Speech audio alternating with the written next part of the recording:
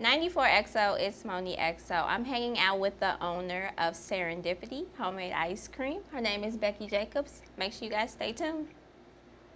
You're watching 94XO. Now let's talk about the story behind Serendipity. Okay. Where did the idea come about and what made you decide that you want to sell ice cream? Well, the idea came about in about 2002. I was looking for something to do on my own. Like I needed my own gig. At the time I was working for my husband and I was not fulfilled by working for him. You know, I was an indentured servant, right? I mean, I didn't draw a salary. He was my boss. It was not great. Yeah. So I needed to do something on my own. So I looked around and I thought, well, it's a very focused line, right? It's just ice cream. It's not ice cream in a full-on restaurant. So, and at the time in 2002, there really wasn't any great ice cream in St. Louis. We had a lot of custard. We had, you know, the mother country. We had Ted Drew's and everybody who wants to be them, but we really didn't have any great ice cream. So about the time that I started doing my work and my research and my studying and all the educating of myself that I did, then a couple of other places opened up. Oberweis came in from Chicago. A couple of other small mom and pops opened up that were also making their own ice cream. Story very similar to mine, you know. And that's what it was. There was just nowhere to get good ice cream. I mean, I'm born and raised in St. Louis. Trust me, there were plenty of family trips down to South City to get custard. Yeah. But truthfully, when I was a kid, right across the street from there was a Baskin Robbins, and I would have rather have gone there. Because I've always been a hard scoop ice cream girl. That's just always been my thing. Yeah. So, so that's what I was going to do, and I decided when I made the decision that this was a project I was going to see through. There were lots of decisions that had to be made along the way. Was I going to make my own ice cream? Was I going to try and find a really great ice cream already on the market that wasn't in this market and sell that? Those were the kinds of questions I was dealing with. So I did a lot of research. I started taking classes at Forest Park Community College. Wow. St. Louis Community College at Forest Park, to say their name correctly, and started taking classes in their culinary program because I really had no idea what I was doing. Well, I really love the fact that you're actually like opening up and talking about those things that happen that we don't understand, like from the inside or outside looking in. You know, when we come in, we just see, oh my gosh, all these different flavors, like these are good, but we never know, or I never know, like how much time and what you have to do in order to create ice cream. So opening up about the challenges that you had to deal with. Oh, there were plenty, right? Yeah, of like, oh, it's not easy to open up an ice cream shop like people think it can be, right? Right. They just think, oh, it's an ice cream shop. I'll just go do that. Well, Yeah. There was a lot of work involved. I had to learn about all kinds of things. I had to learn about accounting, and I had to learn about, but I mean specifically cost accounting for producing food, not just, you know, book work, which of course I needed to learn. You also learn what you're good at, what you're not, and what you're going to hand off to someone else, Yeah, for right? sure. Well, I'm not a great accountant, so I have a bookkeeper, right? I don't want to learn yet another industry. I'm gonna hire someone who that's their You gig. know what you're doing. You do your you do thing, it. right? I'm lucky in that I didn't have to hire a lawyer because I'm married to one. So, Oh. but I let I him was do saying. the lawyer stuff, right? He does all the lawyer stuff. I have a really great accountant. I have a really great marketing guy because that's what he does. Yeah. So that's what we do. We just know what we know, get really good at what we know, and make sure you have a great team around you. That's the trick to opening any business. Definitely. Now, what's the fun things about having an ice cream shop? Let's Oh, not worry my about gosh. the business side. What do you love about Oh, I having? love so much about it. First of all, I love, like just today, I have a new customer at a small town about 2 hours away. Wow. And she picked up her first ice cream last Sunday, a week ago. She picked up her ice cream and she called me over the weekend and said she'd already gone through everything. She needed to up her order by 2. And by the way, I make the best ice cream in the entire world. Confidence, yes. I'm like, that is so, I never get tired of hearing that because we always need that reassurance every so often. I think we make a pretty fabulous product. Yeah. But it's always nice to hear it from someone else too, right? Someone else who's so proud to sell it in their business, right? Now, speaking of products, like what do you guys offer? What are your favorite flavors? Oh, well, over the years we've added a few things to our to our repertoire, but all of them are sweets or ice cream focused. So we have 16 flavors of ice cream on any given day, and that includes one sorbet, which changes all the time.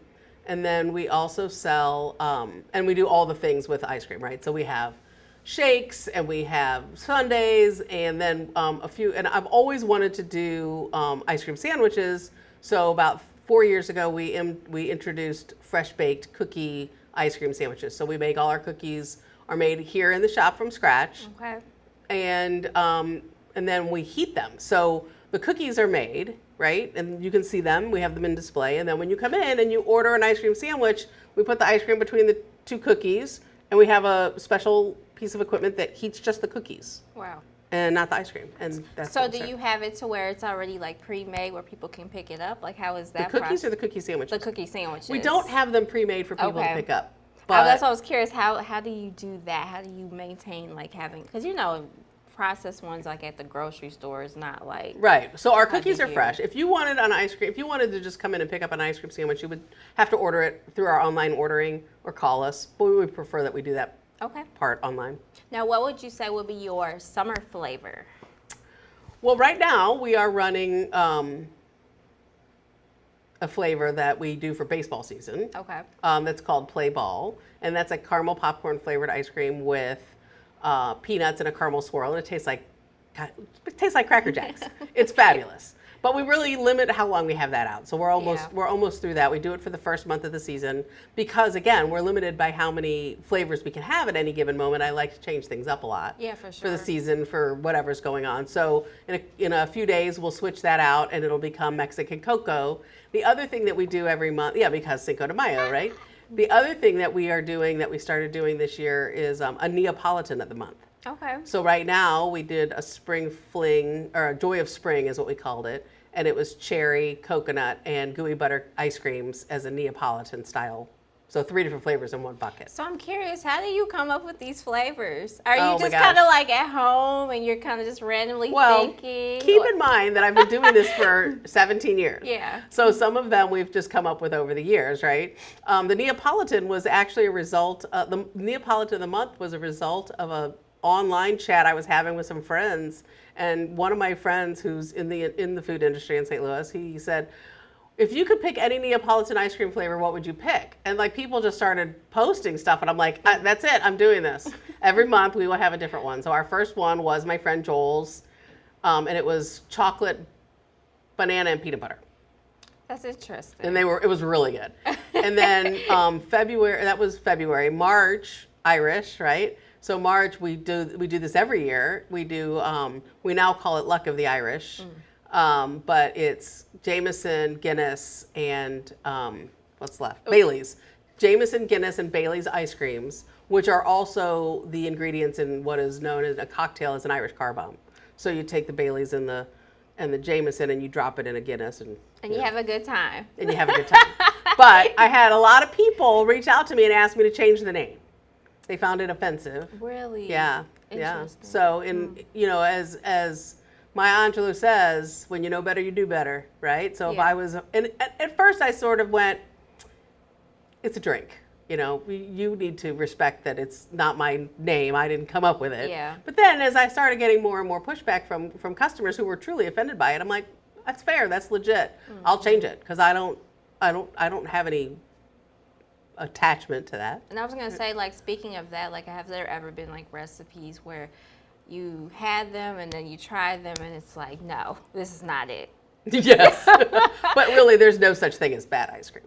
The only thing I've ever could made, agree to that. Yeah, the only thing I've ever made where I've gone, no, is when chef, and usually it comes from chef inspiration, right? So we sell ice cream to a lot of restaurants around town, and I've had chefs more than once ask me to make tomato or tomato basil or tomato based something or other, whether it's an ice cream or a sorbet. First thing I always say to them is, let's make it a sorbet, not an ice cream, because tomatoes in ice cream is just even though it's a fruit, no. No, it's not good. It's like having cream of tomato soup. Or like It's kinda avocado. gross. Well, wait. I've heard avocado ice cream. I'm actually going to make that tomorrow. Are you? Yes, tomorrow. because it's part of our Neapolitan for. I want to May. try. I'm scared because I love avocados, but Me I'm too. scared to have avocado ice cream. Well, I'm going to address that for you in a second. So tomato basil sorbet is the one thing I will not make. I've made it twice, and I've gotten stuck with, every batch makes, let's just say, makes four gallons. I get stuck with 3. The chef buys the 1 gallon, and they're like, "Yeah, that was a bad idea." Like, thanks a lot, chef, that it's now on my shelf. But really, there's no such thing as bad ice cream. Even if something gets messed up, we just call it something else, and it's wonderful. Yeah. Yeah. We have a flavor that we make that's a butter cookie. It's Belgian butter cookie. Oh. It's really great, and we usually make it around the holidays, and we'll call it. One year we called it Cookies with Santa. This year we called it Hanukkah Joy or Hanukkah something, and I put blue and yellow sprinkles in it. That's marketing. And then when Hanukkah was over and I still had some, we just called it, Holiday Cookie or something, and just sold it like that.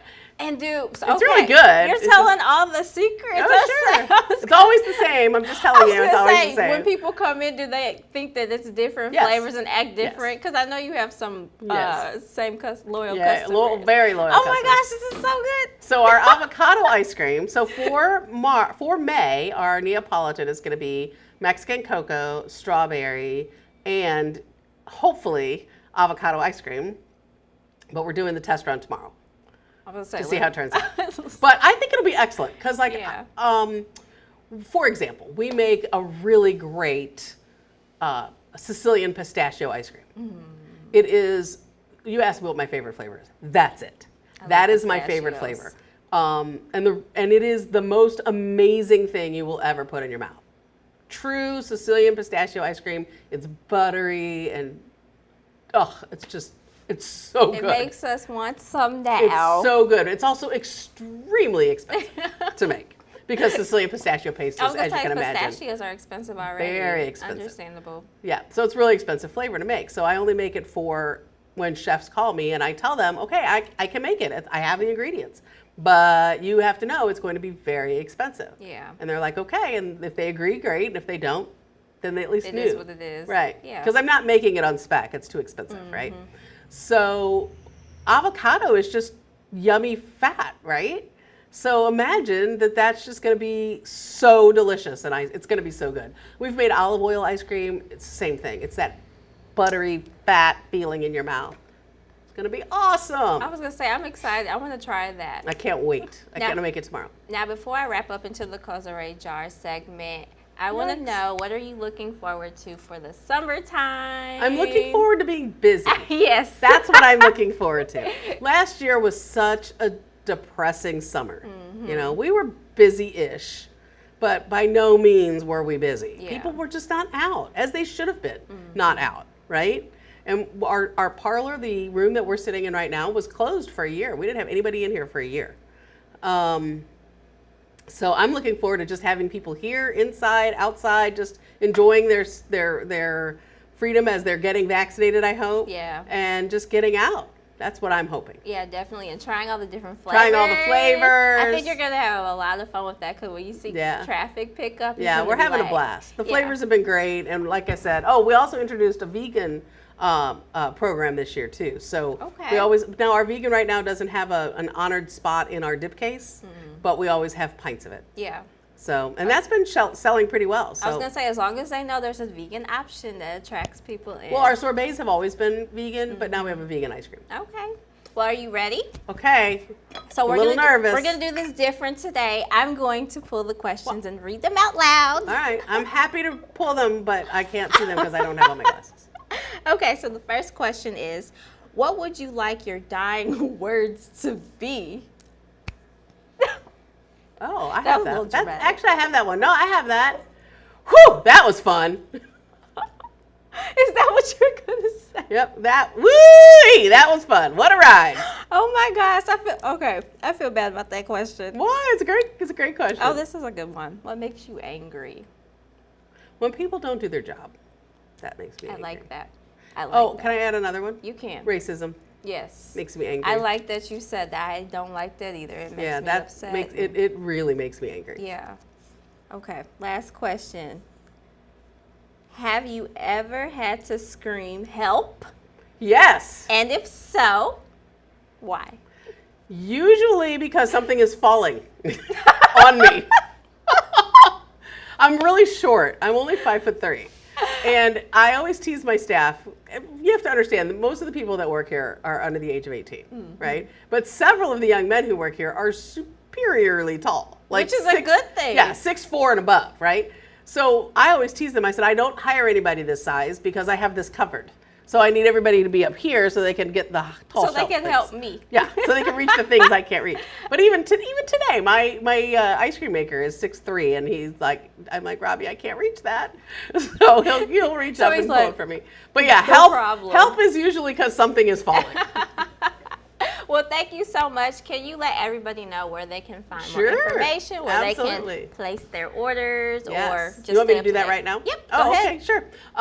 If you want to order for pickup here at Serendipity, just go to our website, which is serendipity-icecream.com. I'll leave it up to you all to find how to spell serendipity before you go. And you can order online there, or you can come here in our shop. You're all welcome. Come on in. We have our lovely parlor will be open again, and we have lovely patio seating out back. So there's plenty of spaces to spread out and social distance, but please come out. And then our address is 8130 Big Bend Boulevard in Webster Groves. And what else did you want to know? That's it. That's it. Yep, that's it. Okay. I'm MonneXo. We're out. Be easy. Be easy. It's your girl MonneXo, and you just finished a 94XO interview. Make sure you like, subscribe, and comment to our YouTube channel, and follow us on social media platforms. Be easy.